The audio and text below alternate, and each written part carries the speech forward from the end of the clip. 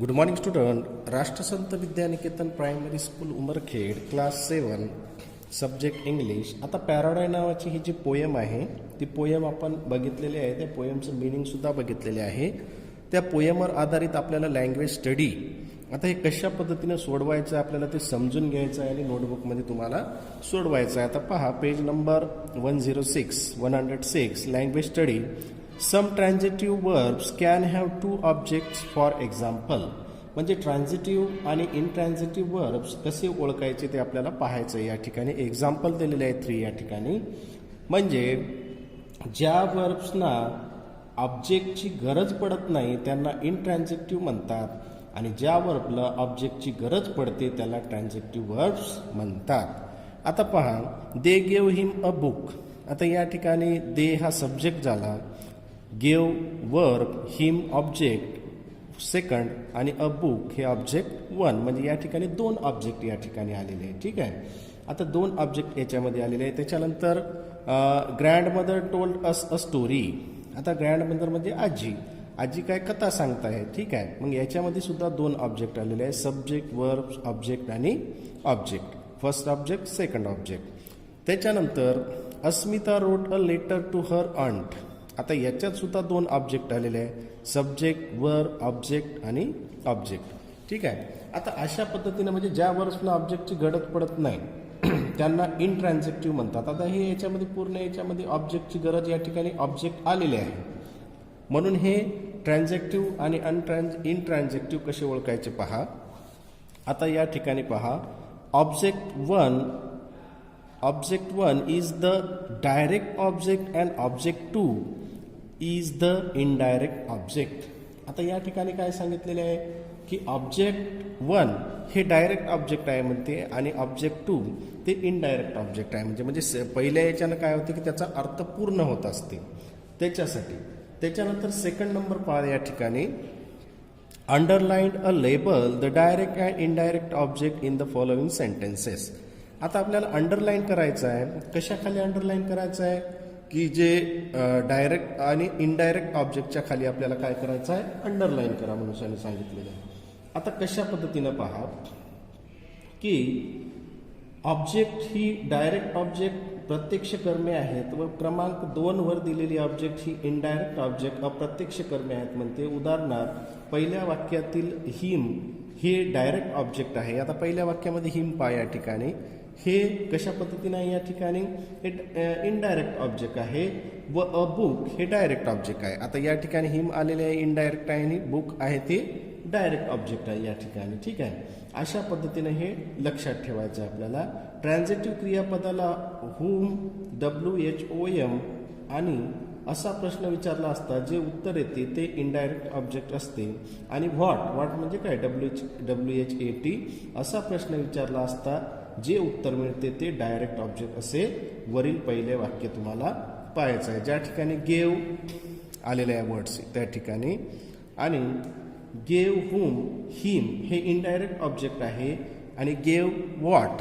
आता या ठिकाणी बघा हिमचं त्याच्यामध्ये WHOM या ठिकाणी थर्ड. अशा पद्धतीनं गेव हिम इनडायरेक्ट ऑब्जेक्ट आहे आणि गेव व्हॉट अ बुक हे डायरेक्ट ऑब्जेक्ट या ठिकाणी आहे. आता इनडायरेक्ट ऑब्जेक्ट हे बहुधा पर्सनल प्रोनाउन म्हणजे पुरुषवाचक ज्याला आपण सर्वनाम म्हणतो, अस हर हिम देम किंवा नाउन असं या पद्धतीनं असते. आता त्याच्यानंतर पहा या ठिकाणी काय म्हटलेले आपल्याला. आता पहा की आपल्याला the answer are given directly. आता आपल्याला या ठिकाणी सांगितलंय की इनडायरेक्ट ऑब्जेक्ट आणि डायरेक्ट ऑब्जेक्ट कशाला म्हणतात ते पहा. आता या ठिकाणी वाक्य दिलेले आहे इथं की underline and label the direct and indirect object in the following sentences. Mrs Desai teach us English. आता टीच अस इंग्लिश. आता मिसेस देसाई हे झालं सब्जेक्ट. त्याच्यानंतर टीचर्स हे झालं वर्ब आणि अस हे झालं ऑब्जेक्ट पण दुसरं ऑब्जेक्ट आणि इंग्लिश हे झालं पहिलं ऑब्जेक्ट या ठिकाणी. ठीक आहे. म्हणजे याच्यामध्ये 2 ऑब्जेक्ट या ठिकाणी आपल्याला पाहायला मिळालेले आहे. इनडायरेक्ट ऑब्जेक्ट इंग्लिश आणि डायरेक्ट ऑब्जेक्ट अस हे इनडायरेक्ट ऑब्जेक्ट आणि इंग्लिश हे डायरेक्ट ऑब्जेक्ट या ठिकाणी. ठीक आहे. त्याच्यानंतर सेकंड नंबर पहा he brought some water for the old man. आता या ठिकाणी काय सांगितलेले आहे की ही म्हणजे सब्जेक्ट, ब्राउट म्हणजे वर्ब आणि सम वॉटर जे आहे ते फर्स्ट ऑब्जेक्ट आलेले आहे या ठिकाणी, ज्याला आपण सम वॉटर म्हणजे डायरेक्ट ऑब्जेक्ट आलेले आहे आणि फॉर द ओल्ड मॅन जे आहे ते इनडायरेक्ट ऑब्जेक्ट या ठिकाणी आलेले आहे. म्हणजे दोन ऑब्जेक्ट आलेले, एक डायरेक्ट आणि एक इनडायरेक्ट. तुम्हाला काय करायचं त्याच्या खाली अंडरलाईन करायचं आहे. आता हे जे आपण जे बघितलेले आहे सम वॉटर याला अंडरलाईन आणि ओल्ड मॅन याला अंडरलाईन आपण केलेलं आहे या ठिकाणी, द ओल्ड मॅन. ठीक आहे. आता अशा पद्धतीने अंडरलाईन केल्यानंतर द ओल्ड मॅनला आपण सेकंड नंबर द्यायचा आहे आणि या ठिकाणी फर्स्ट नंबर द्यायचा आहे. म्हणजे फर्स्ट ऑब्जेक्ट आणि सेकंड ऑब्जेक्ट ज्याला आपण म्हणतो ते. त्याच्यानंतर थर्ड नंबर पहा, she paid 50 rupees to the shopkeeper. आता त्याने 50 रुपीज त्या शॉपकीपरला दिले मनुष्याने सांगितलेले आहे. आता या ठिकाणी शी जे आहे ते सब्जेक्ट आहे आणि पेड ज्याला आपण व्हर्ब म्हणतो आणि 50 रुपीज हे झालं second object, to the shopkeeper हे झालं फर्स्ट ऑब्जेक्ट. ठीक आहे. या ठिकाणी आता 50 रुपीज डायरेक्ट ऑब्जेक्ट आहे, to the shopkeeper indirect object आहे या ठिकाणी. आता 4 नंबर पहा, Arpita mailed her photographs to her sister. आता या ठिकाणी अर्पिता पहा, अर्पिता हे सब्जेक्ट आहे या ठिकाणी, त्याच्यानंतर मेल्ड वर्ब आणि मेल्ड वर्ब आहे आणि her photographs to her sister. आता या ठिकाणी हर फोटोग्राफ हे सेकंड आणि सिस्टर हे फर्स्ट ऑब्जेक्ट या ठिकाणी. म्हणजे हर फोटोग्राफ डायरेक्ट ऑब्जेक्ट आहे आणि टू हर सिस्टर हे इनडायरेक्ट ऑब्जेक्ट या ठिकाणी आलेले आहे. त्याच्यानंतर 5 नंबर पहा, Abhay sold his car to his neighbour. आता या ठिकाणी हीच, आता अभय जो आहे तो सब्जेक्ट आहे या ठिकाणी, सोल्ड वर्ब आहे या ठिकाणी आणि his car to his neighbour. आता या ठिकाणी हिज कार हे फर्स्ट नंबर ऑब्जेक्ट आणि नेबर ज्याला आपण शेजारी म्हणतो त्याला आपण ऑब्जेक्ट 2 आहे या ठिकाणी. म्हणजे हिज कार डायरेक्ट ऑब्जेक्ट आहे आणि to his neighbour indirect object या ठिकाणी आहे. ठीक आहे. आता अशा पद्धतीने आपण सेकंड नंबर बघितलेला. आता थर्ड नंबर पहा, रीड द फॉलोइंग सेंटेन्सेस. आता खालील वाक्य काय करायचे आपल्याला वाचा म्हणून सांगितलेले आहे. आता हे वाक्य वाचत असताना या वाक्यामध्ये birds fly, the saucer broke, the water boiled, we fly kites, Neha broke the saucer, she boiled the water. आता या ठिकाणी असे वाक्य दिलेले आहे. आता हे वाक्य दिल्याने रीड द फॉलोइंग हे वाक्य आपण वाचले.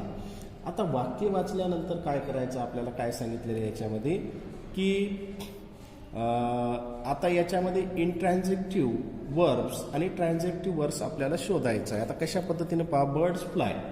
आता या बर्ड्स फ्लायमध्ये सब्जेक्ट आणि व्हर्ब दोनच आलेले आहेत. त्याच्यानंतर या ठिकाणी द साऊस ब्रोक.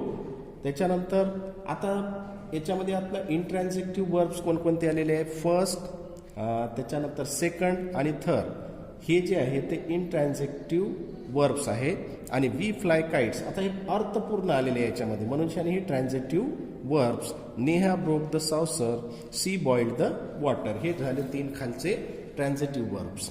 त्याच्यानंतर from this sentences we learn that the some verbs can be intransitive in some sentence but transitive in some other sentences. आता या ठिकाणी काय म्हटलेलं आहे, खाली काही वाक्य दिलेले आहे आपल्याला. आता या वाक्यावरून आपल्या लक्षात येते की एखादे क्रियापद काही वाक्यात इंट्रान्झेटिव्ह क्रियापद तर दुसऱ्या काही वाक्यात ट्रान्झेटिव्ह म्हणजे सकर्मक म्हणून वापरले जाऊ शकते. आणि वरील वाक्यातील क्रमांक 1 ची क्रियापदे इंट्रान्झेक्टिव्ह आहेत व वाक्य क्रमांक 2 तीच क्रियापदे ट्रान्झेक्टिव्ह आहेत. म्हणून मी आधीच सांगितलं की फर्स्ट याच्यामध्ये इंट्रान्झेक्टिव्ह आहे आणि सेकंड याच्यामध्ये ट्रान्झेक्टिव्ह आहे म्हणून मी सांगितलेलं आहे. यावरून समजते की आपल्याला बऱ्याचशा क्रियापदांचा उपयोग वाक्यात ट्रान्झेटिव्ह आणि इंट्रान्झेटिव्ह अशा दोन्ही प्रकारे होऊ शकतो. त्याच्यानंतर find the transitive and intransitive verbs in the following sentences. आता खाली काही वाक्य दिलेले आहेत. या पुढील वाक्यातील आपल्याला ट्रान्झेटिव्ह व इंट्रान्झेटिव्ह वर्ब्स आपल्याला काय करायचे आहे, निवडायचे आहे. आता या ठिकाणी मी तुम्हाला लिहूनच दिलेले आहे. आता पहा, आय वेकअप अ लेट म्हणजे मी आज काय झालेलं आहे, उशिराने या ठिकाणी उठलेले आहे मनुष्याने सांगितलेलं आहे. हे वाक्य आहे इंट्रान्झेटिव्ह. त्याच्यानंतर अ रोज स्मेल स्वीट हे सुद्धा इंट्रान्झेटिव्ह आहे पण स्मेल स्वीट आहे पण कसं आहे काय आहे हे आपल्याला काही झालेले नाही, त्याच्यामुळे पूर्ण झालेलं नाही. आय रेन हेविली हे सुद्धा इंट्रान्झिटिव्ह आहे.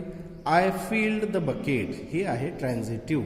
I filled the bucket. त्याच्यानंतर baby jumped up and down हे झालं इंट्रान्झिटिव्ह वाक्य.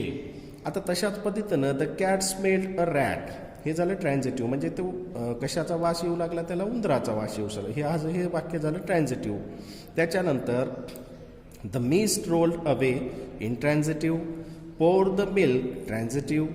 ring the bell twist transitive. the glass was full intransitive. त्याच्यानंतर the loud noise wake him transitive. they rolled up the carpet transitive. the bell rang intransitive. baby bounced the ball transitive. baby caught the ball हे सुद्धा ट्रान्झिटिव्ह वाक्य आहे. आता आपण ट्रान्झिटिव्ह आणि इंट्रान्झिटिव्ह वाक्य कोणकोणते आहेत याच्यामध्ये बघितलेले. आता लास्ट पहा या ठिकाणी काय म्हटलेले आहे आपल्याला. 2 minutes ऑफ ओरल वर्क. या ठिकाणी ओरल वर्क तुम्हाला सांगितलेले आहे. काय म्हटलेले आहे.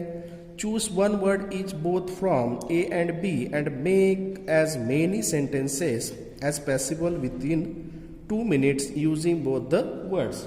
आता या ठिकाणी काही वाक्य दिलेले आहे. ए मध्ये आणि बी मध्ये काही वर्ड्स दिलेले आहे आणि यामध्ये एक शब्द आपल्याला निवडायचा आहे आणि शक्य होतील तेवढी वाक्य तुम्हाला तयार करायची. ठीक आहे. आता पुढे काही वाक्य दाखवलेले आहे त्याप्रमाणे जास्तीत जास्त वाक्य आपल्याला तयार करायचं आहे. जसं आता या ठिकाणी गिव्ह आणि बी मधला आपण जर मी हा वर्ड जर घेतले तर he will give me his bat अशा पद्धतीने वाक्य तुम्हाला तयार करायचं आहे. त्याच्यानंतर she will show her picture. She will show. आता हा शो हा वर्ड्स घेतलेला आहे. हर आणि पिक्चर्स अशा पद्धतीने. त्याच्यानंतर मी 2-3 सांगतो. They will read it. He can teach us maths. You can pay me tomorrow. They will sell the house to them. We can send them a message. We shall tell Asmita. अशा पद्धतीनं तुम्हाला वाक्य ते काय करायचे आहे तयार करायचे. ठीक आहे. हे व्यवस्थित तुम्हाला सोडवायचं आहे आणि 2-3दा बघून हे चांगल्या पद्धतीने लँग्वेज स्टडी समजून घ्यायचं आहे. थँक्यू.